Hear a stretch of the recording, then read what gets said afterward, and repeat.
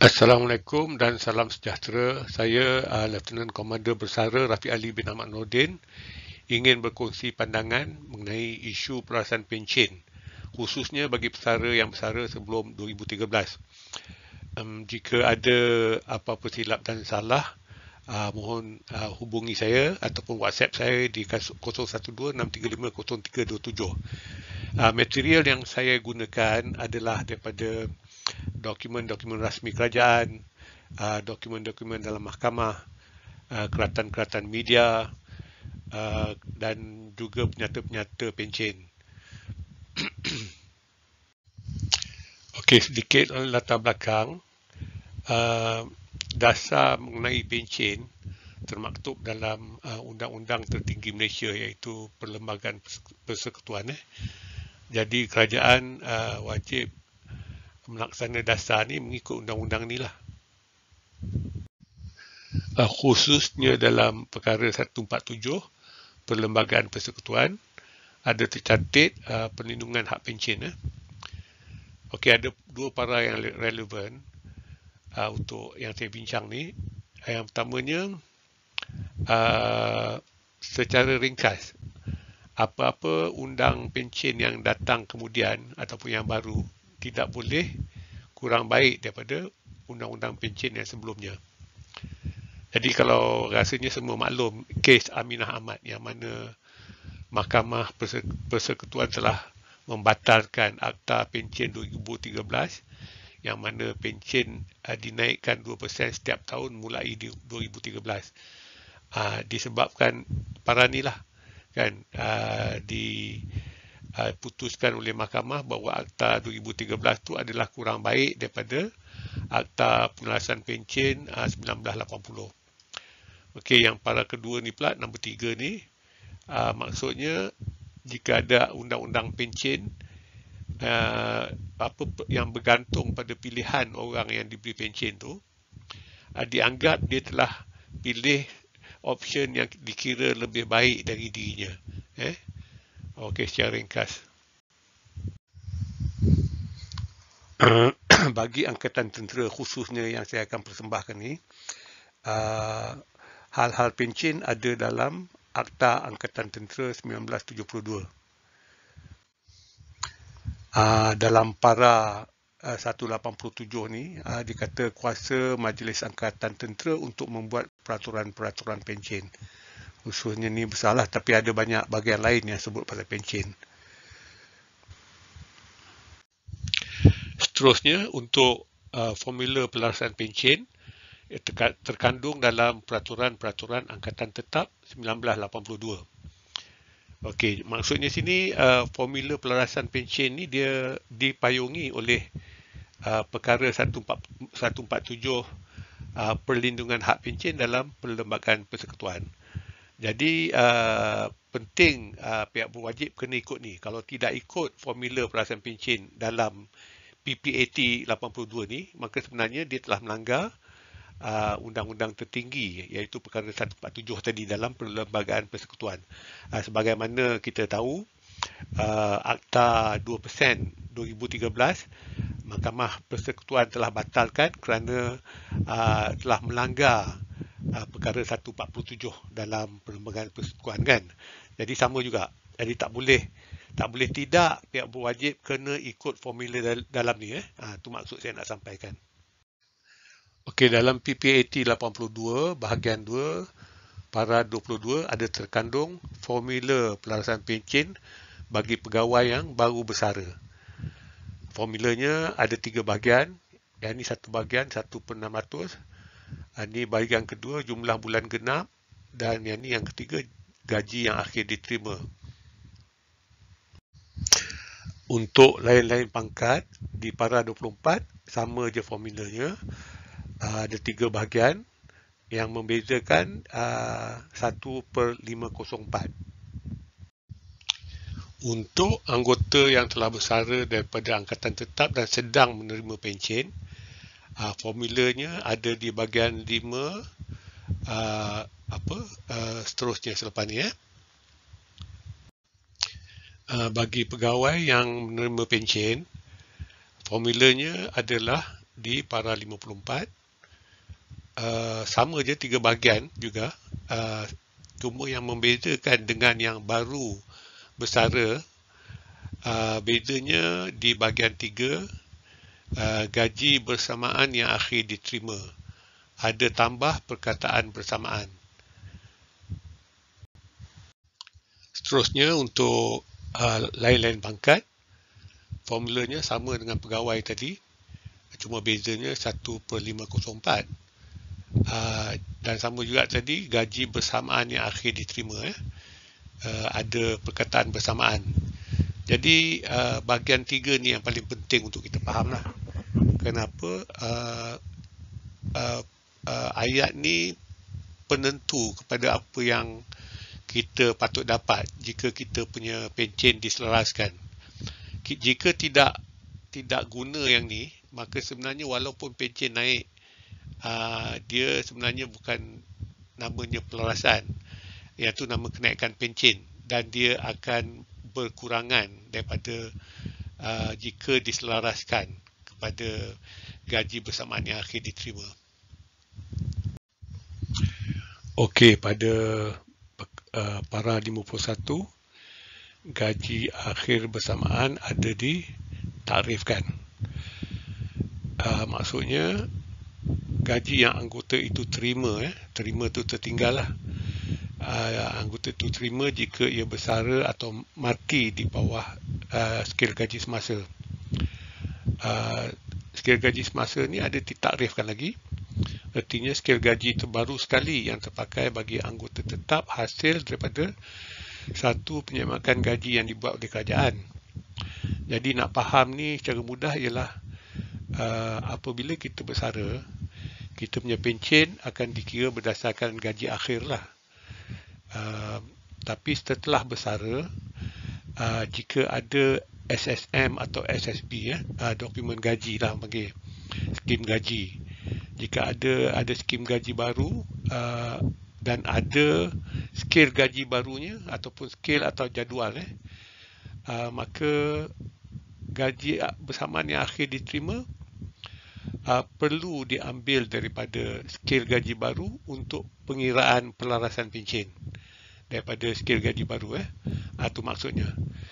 Tak kiralah dokumen utama dipanggil pindaan syarat-syarat perkhidmatan atau rasionalisasi atau keseteraan, apa nama pun dokumen utama tu, selagi ada skil gaji baru, maka perlu buat pelarasan pencen. Jadi yang ni yang membuatkan kita punya pencen terikat dengan gaji. Dia berkadaran.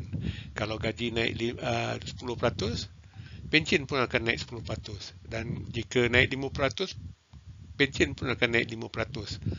Tu maksudnya penting untuk kita faham perkara ni lah. Okey, jadi bagaimana caranya pihak kerajaan nak cari gaji akhir bersamaan untuk setiap pesara? Okey, caranya dengan menggunakan sistem peringkat dan tangga gaji P dan T. Jadi untuk pesara ni, ini penyata gaji dia bulan Mei dan dia TTP ataupun tarikh bersara 9 Julai 2002. Maka di slip gaji terakhirnya akan dapatlah dia punya P-T, iaitu P1 dan T7. Dan P1 T7 ni akan digunakan untuk cari gaji akhir bersamaannya untuk setiap skil gaji baru yang akan datang. Cara dia macam ni. Okey, ini satu contoh lagi. Ni slip gaji November 1998. PT dia adalah P1 dan T8. Jadi PT inilah yang akan digunakan untuk cari gaji akhir bersamaan diterima untuk SSM ataupun jadual gaji baru untuk SSM akan datang. Bagi orang yang tiada slip gaji terakhir, maklumlah dah lama mungkin hilang. Caranya adalah dengan kita buka buku perkhidmatan, buku pengakuan perkhidmatan. Untuk pegawai dia buku biru, untuk LLP, lain-lain pangkat di buku merah. Ni saya ambil contoh bagi diri saya. Masa saya bersara, gaji saya adalah 3157. Masa saya bersara tahun 2001, skil gaji yang berkuat kuasa adalah skil gaji SSB 2000. Jadi daripada skil gaji ni, ni saya punya gaji terakhir 3157. Daripada situ kita boleh tahu saya punya peringkat adalah P2, Major. Saya Lieutenant Commander bersama dengan Major, dan tangga gaji T10. Jadi saya tahu yang saya punya peringkat dan tangga gaji adalah P2 dan T10. Dan P2 dan T10 ni ataupun diringkaskan P2 T10 akan digunakan untuk cari gaji akhir bersamaan sekiranya ada jadual gaji baru. Pada Januari tahun 2002, ada keluar SSM ataupun SSB 2002, yang mana ada keluar jadual gaji baru. Okey, dari jadual gaji untuk seorang Major, boleh nampak boleh cari P2 dan T10.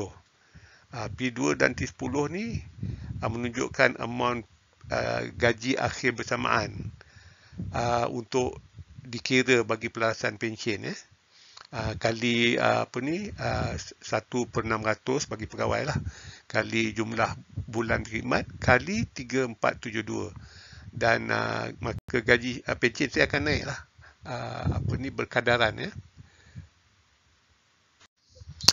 Pada bulan November 2002 pula, ada keluar SSM 2002. Tadi tu SSB, ni dah SSM ditukar, Sistem Saraan Malaysia. Dan bersama SSM tu ada jadual gaji baru lah, kan, dia panggil jadual gaji baru. Daripada situ saya boleh cek saya punya P2 dan T10, gaji akhir bersamaan sekarang dah naik 3678.06 sen. Amount ni yang akan digunakan dalam formula pelarasan pensyen pula. Maka saya punya pensyen pun akan naik. Okey, sepanjang tempoh dari 2001 hingga 2025, sebanyak 8 skil gaji rasmi, iaitu 2002 ada 2 SSB 1, SSM 2021, seterusnya SSM 2004, terus sampailah 2024. Jadi untuk SSB 2002 dan SSM 2002, cara mencari gaji akhir bersamaan menggunakan peringkat dan tangga gaji PT memang sememangnya diakui, memang diikutilah. Yang tu yang dijelaskan dalam TKP Jeff punya affidavit dan juga KSU Kementah punya affidavit dalam kes-kes yang berjalan sekarang, tuntutan veteran. Bagaimanapun didapati cara begitu tidak lagi digunakan untuk SSM 2004 sehingga 2024. Telah ditinggalkan. Walaupun ada jadual gaji baru pada setiap SSM tu. Jadi sebabnya kenapa? Maka telah diterangkan oleh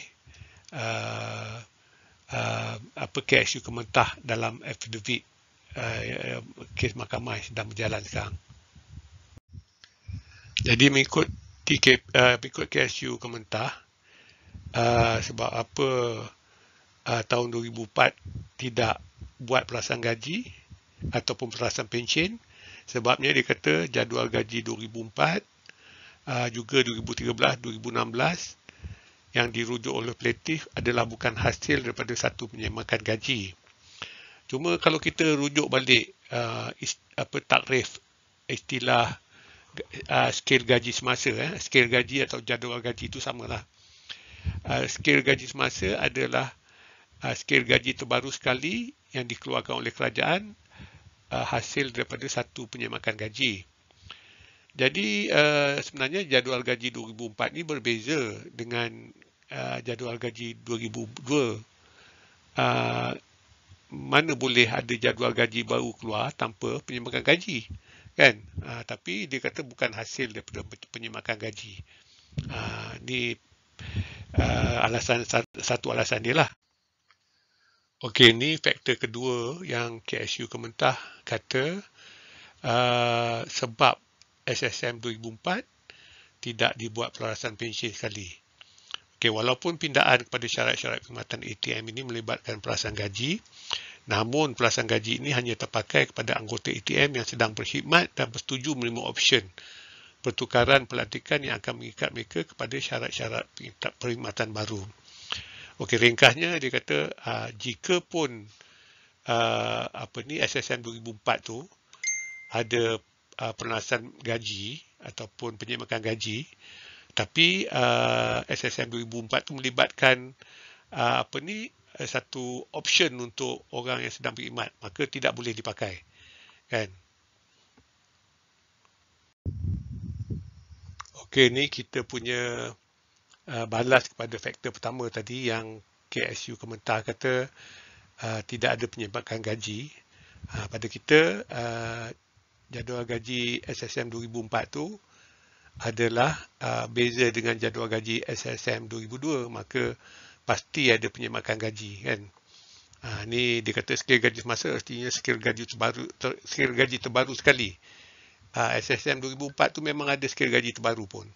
Bila dia baru pasti adalah sebabkan penyemakan gaji yang dibuat oleh kerajaan. Okey, faktor kedua yang KSU Kementah bagi tahu tak boleh pakai SSM 2004 untuk formula pelarasan pensyen adalah disebabkan SSM 2004 tu diberi kepada anggota perkhidmatan untuk buat pilihan option yang akan mengikat mereka kepada syarat-syarat perkhidmatan barulah. Dan syarat-syarat baru ni yang ada jadual gaji baru. Okey, jadi kita kena rujuk balik pada perkara 147, perlindungan hak pensyen dalam perlembagaan persekutuan. Okey, khususnya para 3 kata, bagi maksud perkara ini, jika undang-undang yang terpakai bagi satu imbuhan bergantung kepada pilihan orang yang diberi imbuhan tu, undang-undang yang dipilih olehnya hendaklah dikira lebih baik bagi dirinya daripada mana-mana undang-undang lain yang mungkin terpilih olehnya. Jadi ini pun ada berkaitan dengan option, ada pilihan. Jadi maksudnya sini, jika penggunaan atau terpakainya formula pelarasan pensyen PPAT 1982 tu bergantung kepada jadual gaji baru yang bergantung kepada pilihan daripada orang tu, maka dalam hal ini untuk pesara dia dianggap dia telah membuat pilihan yang lebih baik bagi dirinya, iaitu dia telah buat pilihan option yang ada jadual gaji barulah. Maka dari situlah gaji akhir bersamaannya akan diambil pada jadual gaji baru SSM 2004. Jadi apa pun itu kefahaman saya lah, kan, bergantung pada apa ni kata orang tu bicara nanti. Nak tunjukkan kesan apabila SSM 2004 tidak dibuat pelarasan, kesan dia mereka ikut sampai ujung, sampai SSPA 2024 mereka tak gunakan formula pelarasan PPAT 82. Ni buktinya saya telah susun, saya ada dokumen SSM, juga jadual gaji baru, jadual gaji maksimum minimum, dan penyata pensyen saya ada pada diri saya dan saya telah susun. Okey, jika ikut formula pelarasan dalam PPAT 82, ini adalah peratusan kenaikan pensyen jika ikutlah. Dan dari penyata saya sebenar yang saya dapat, ini adalah peratusan kenaikan pensyen. Jadi kalau tengok sini apa yang saya dapat, okey, daripada SSM 2002 hingga 2004, dia punya pensyen yang saya dapat tak berubah, pasal 2004 tak buat pelarasan. Tapi untuk 2007, naik 18% daripada 2004. Sebaliknya, jika pelarasan pencen diikut formula diikuti, naiknya akan jadi 21.3%, kan, lebih kan. Dan jika untuk yang saya sebenar dapat untuk SSM 2012, naiknya 13% daripada SSM 2007. Tapi sebaliknya, jika kita ikut formula pelarasan, naiknya adalah 32.41%. Jadi yang ni yang membuat jurang membesarlah. Satu lagi, sekarang SSPA, jika ikut PPAT 82, saya patut dapat 3,277. Tapi sekarang sebenarnya saya dapat 2,996. Beza 281.58 sen. Jadi benda ni kalau dikumpulkan dari dulu, maka yang tu yang apa yang kita patut dapat dengan apa yang sebenar dapat, dia punya kurang tu kita boleh tuntut sebenarnya. Kan, sebab itu hak kita lah. Okey, jadi bila formula pelarasan PPAT 82 tidak diikuti, maka apa yang kita dapat kuranglah daripada apa yang kita patut dapat. Okey, saya telah susun daripada apa yang penyata dan dokumen yang saya ada. Yang ni, kolom ni adalah sebulan yang patut saya dapat jika ikut formula pelarasan. Ni sebulan, ni setahun. Dan yang ni adalah amount yang daripada penyata pencen saya yang sebenar saya dapat. Jadi yang ni, tolak yang ni adalah kurangnya yang saya nak tuntut lah, ditunggakannya. Jadi sini saya patut dapat 85,000 lebih kurang. Dan ni amount ni berbeza untuk setiap orang. Dia kena buat perkiraan untuk diri dia sendirilah.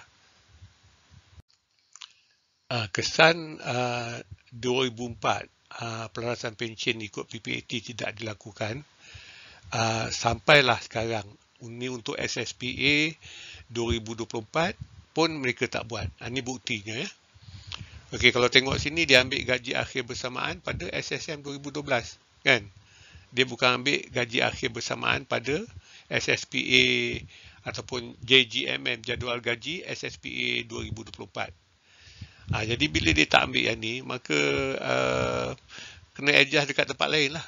Kan, dia adjust sini, pengiraan gaji akhir bersamaan ditambah 8%. Jadi dalam formula pelarasan, dia tidak ada peratusan, tak ada nak tambah-tambah peratusan. Jadi juga ini ditambah pula PKKP. Kan, dalam formula pun tak ada sebut PKKP. Jadi bila dia orang tak ikut formula pelarasan, sebenarnya dia orang melanggar undang-undang pelarasan pencen lah. Kan, naik juga pencen, tapi tak sebenarnya yang patut naik. Itu saja. Pendirian kerajaan mengenai jurang perbezaan di antara pesara sebelum 2013 dengan yang selepas berbolak-balik. Pada 14 Julai, kerajaan keluarkan kenyataan media. Cara ringkaslah, dia kata dia mengambil maklum berhubung perbezaan amount pencen. Yang ni jurang tu lah, di antara veteran sebelum 2013 dengan selepas. Ini juga dihadapi oleh semua pesara pejabat awam dari skim-skim lain. Justru dia akan bincang sekali dalam mesyuarat jawatankuasa SSPA 2024 ni, yang dipengerusikan oleh Perdana Menteri sendiri. Jadi kerajaan bersetuju mengkaji semula sistem saluran perkhidmatan awam dengan mengambil kira peningkatan kos sara hidup dan tiada semakan gaji dibuat sejak 2012. Jadi seolah-olah mereka mengaku isu jurang ni perlu diperbetulkan, perlu dicari punca dan perbaiki dan perbetulkan. Tetapi tak sampai setahun kemudian, tak sampai pun pada 12 Februari dalam Parlimen, dalam kertas jawapan kepada satu soalan pelarasan pencen, kerajaan bertukar pula pendirian.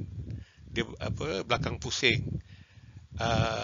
Dia kata jurang pencen tersebut adalah disebabkan gaji akhir veteran yang bersara sebelum 2013 dan bukan disebabkan tidak berlaku pelarasan. So dia kata dia salahkan gaji akhir veteran, kan?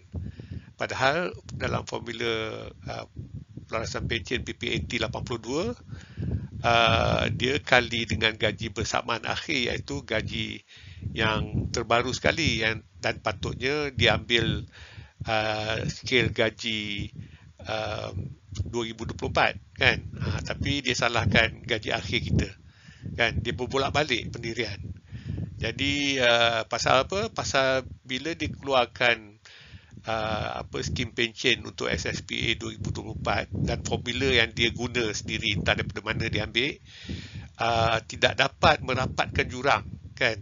Maka dia terpaksa keluarkan pendirian, kata jurang tu bukan salah tak pelarasan, bukan salah tak buat pelarasan, tapi salah gaji akhir kita, kan? Jadi ni menunjukkan memang sengaja nak dinafikan hak kita lah. Dia berpusing-pusing, dia pusing-pusing je dekat main-main dekat istilah. Apa yang mengherankan, bekas-bekas hakim yang tuntut perkara yang sama, mereka telah diberikan hak sepenuhnya. Mereka telah dapat pencen tunggakan dan juga pelarasan pencen. Jadi seolah-olah kerajaan ada double standard lah. Untuk bekas hakim mereka layan sebaiknya, tapi untuk kita pesara awam dan pesara tentera seolah-olah tidak ada nilai. Segala pengorbanan kita untuk pembangunan negara dan keselamatan negara tidak ada nilai, hingga kerajaan lawan lagi di mahkamah. Bila kita tuntut, dia kata tunggu keputusan mahkamah, tapi sebabnya kita terpaksa ke mahkamah pun sebab tidak dilayan sebelum ni. Tapi sekarang guna alasan di mahkamah tak nak layan kita. Ada yang katalah kedengaran bisik-bisikan, kata bekas hakim ni tak ramai, jadi kerajaan boleh tunaikan tuntutan mereka. Jadi kalau ukurannya untuk tunaikan tu adalah ramai atau tidak, tu salah lah. Dia sebenarnya ukurannya hak atau tidak. Kalau bekas hakim tu berhak, maka kita pun berhak lah, pasal isunya sama, kan? Inilah tidak adilnya kerajaan.